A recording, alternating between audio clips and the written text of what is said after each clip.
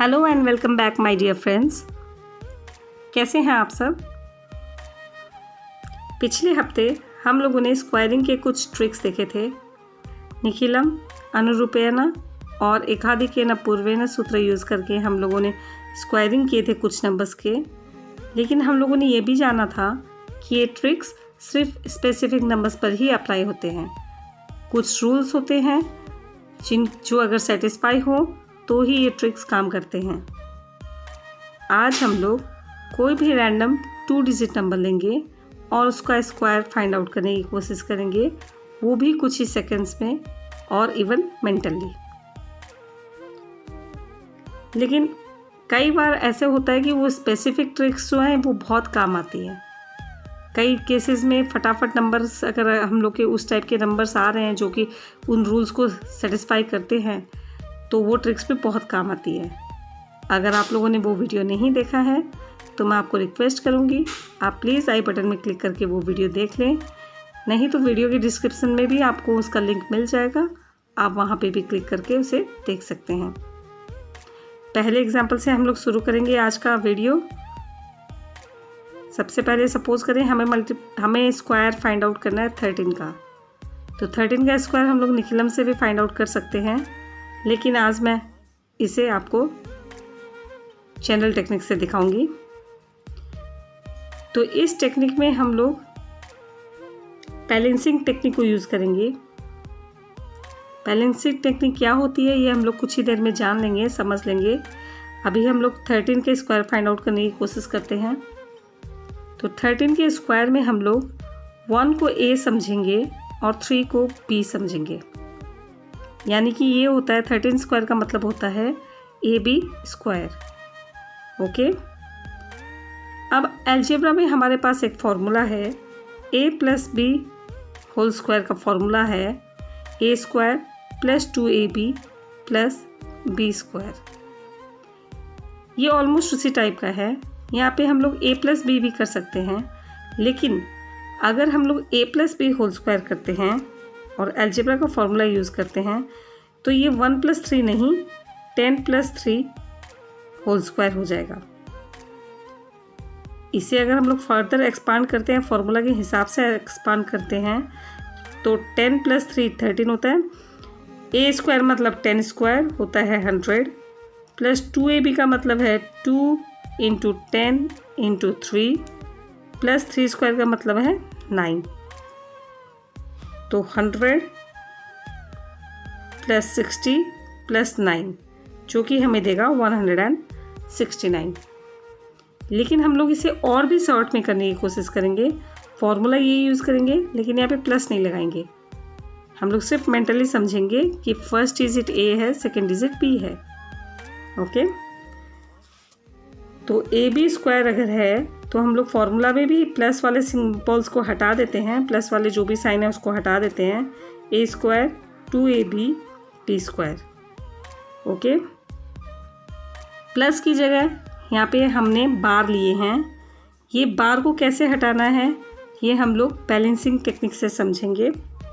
सबसे पहले हम लोग फर्स्ट स्टेप कर लेते हैं। स्क्वायर का मतलब होता है 1 स्क्वायर यानी कि 1। 2ab का मतलब होता है 2 × 1 × 3 यानी कि 2 3 = 6। और b स्क्वायर का मतलब होता है 3 स्क्वायर = 9। ओके, अब हमें एक चीज़ यहाँ पे समझनी है। ये बार्स को हटाने के लिए हम लोग बैलेंसिंग टेक्निक का यूज़ करेंगे। बैलेंसिंग टेक्निक एक ऐसी टेक्निक है जो राइट टू लेफ़्ट यूज़ होती है। इस टेक्निक में क्या किया जाता है, यूनिट डिजिट जो है उसे as it is, first unit digit जो है राइट साइड का उसे एज इट इज़ नीचे उतार दिया जाता है। बाकी जो भी डिजिट हो उसे कैरी किया जाएगा। ओके, तो इस केस में हमारे पास तो 9 है यूनिट डिजिट, आगे कैरी करने वाली कोई भी डिजिट नहीं है, तो हमारा आंसर सिंपल 169 ही आ जाता है। लेकिन एक और एग्जांपल देखते हैं। हम लोग 19 का स्क्वायर फाइंड आउट करने की कोशिश करते हैं। इस केस में हम लोग इसी फॉर्मूला को यूज़ करेंगे, a square 2ab b square. 3 भाग में हम लोग डिवाइड कर देंगे, पार से सेपरेट कर देंगे। a square 2ab b square. A क्या है? ए को हम लोग ने 1 को ए समझा है और 9 को b समझा है। तो इस ए स्क्वायर का मतलब होता है 1 स्क्वायर जो होता है 1। 2ab का मतलब होता है 2 इंटू 1 इंटू 9 जो कि हमें देता है 18। और b स्क्वायर का मतलब होता है 9 स्क्वायर यानी कि 81। क्लियर? अब आगे देखते हैं। इस केस में देखिए राइट हैंड साइड से हम लोग बैलेंसिंग टेक्निक को यूज़ करके सारे नंबर्स को बैलेंस करेंगे। राइट हैंड साइड में यूनिट डिजिट है 1 को एज इट इज़ नीचे उतार दीजिए। बाकी जो भी डिजिट हो उसे फर्दर कैरी करना है। तो 18 + 8 हो जाता है 26। 6 नीचे आ जाएगा, 2 फिर से कैरी होगा। ओके, अब 2 वापस कैरी होके 1 के साथ जुड़ जाएगा जो कि हमें देगा 3। तो हमारा फाइनल रिजल्ट होता है 3, 6, 1। क्लियर? एक और एग्जांपल से समझते हैं हम लोग। 24 होल स्क्वायर। 24 का स्क्वायर हम लोग को फाइंड आउट करना है। इस केस में 2 जो है वो a है और 4 जो है वो b है। तो हमारा फॉर्मूला क्या होता है? a स्क्वायर मतलब 2 स्क्वायर जो कि हमें देता है 4। सेकेंड होता है 2ab यानी कि 2 इंटू 2 इंटू 4। और थर्ड में आता है b स्क्वायर यानी कि b स्क्वायर का मतलब होता है 4 स्क्वायर जो कि हमें देता है 16। ओके, तो ये क्या हुआ? आगे बढ़ते हैं। 4 2 2 ज़ा 4 इंटू 4 इज 16 एंड 16। चलिए इसे बैलेंस कर देते हैं। राइट साइड के यूनिट डिजिट को एज इट इज़ नीचे उतार दीजिए। 1 जुड़ जाएगा 16 के साथ, कैरी हो जाएगा 16 के साथ जो कि हमें देगा 17। तो 17 में यूनिट डिजिट क्या है? 7 है, नीचे डाल दीजिए। 1 फिर से कैरी हो जाएगा आगे और जुड़ जाएगा 4 के साथ जो कि हमें देता है 5। तो हमारा फाइनल रिजल्ट होता है 576। एक और एग्जाम्पल 36 स्क्वायर। तो a स्क्वायर होता है यहाँ पे 3 3 ज़ा 9। 2ab होता है 2 इंटू 3 इंटू 6 और b स्क्वायर हो जाता है 6 6 ज़ा 36। ओके,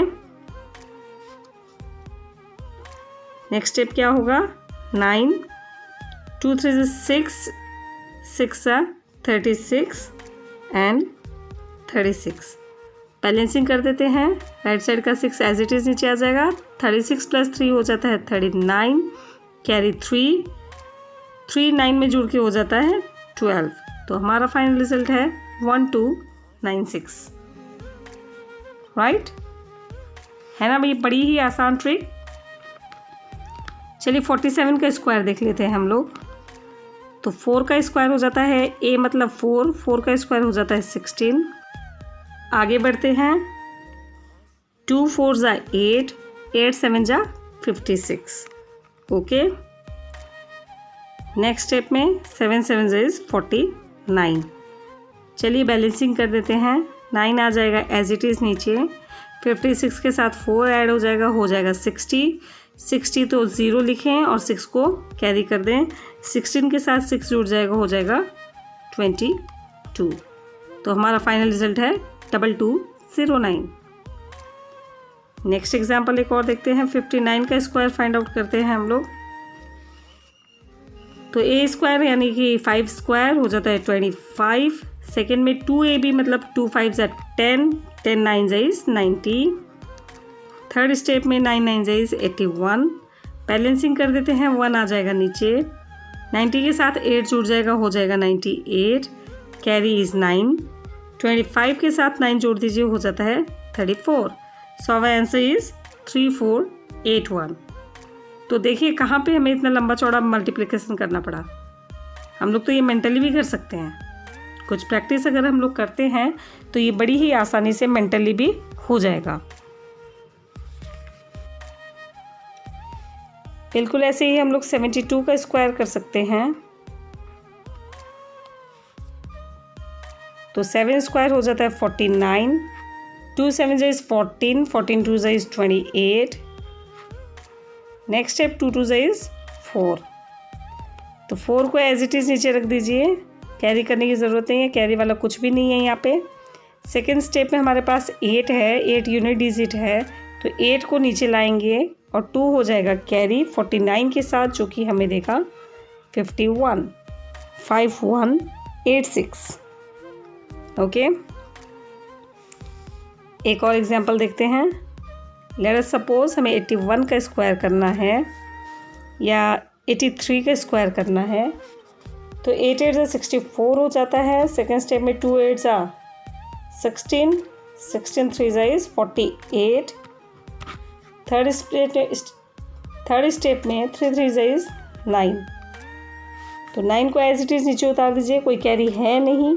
सेकेंड स्टेप में 8 को नीचे उतार दीजिए क्योंकि ये यूनिट डिजिट है। थर्ड स्टेप में 4 को ऐड कर दीजिए 64 के साथ, जो कि हमें देगा 68, राइट। तो देखिए कितनी आसानी से हम लोग ये कर पा रहे हैं। एक सिंगल स्टेप में बिना किसी दिक्कत के हम लोग आसानी से सिंगल स्टेप में मल्टीप्लाई करके स्क्वायर निकाल पा रहे हैं। इवन अगर हम लोग का प्रैक्टिस अच्छा होता है तो हम लोग ये मेंटली भी कर पाएंगे।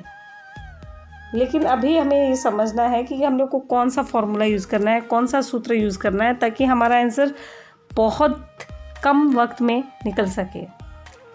कई नंबर्स में निखिलम ज़्यादा सही रहता है, कई नंबर्स में अनुरूपेण भी यूज़ होता है, कहीं एकाधिकेन पूर्वेण भी यूज़ होता है, कभी कभी एकान्येन पूर्वेण भी यूज़ होता है। और आज जो टेक्निक हमने सीखी है वो तो किसी भी नंबर के साथ कभी भी काम आएगी।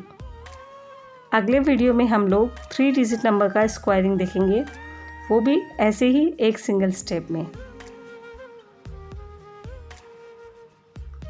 अभी के लिए हमें कुछ क्वेश्चंस को प्रैक्टिस करना है ताकि इस टेक्निक को, इस थियरी का हम लोग अच्छे से समझ पाएँ, यूज़ कर पाएँ अपने रेगुलर मैथमेटिक्स में।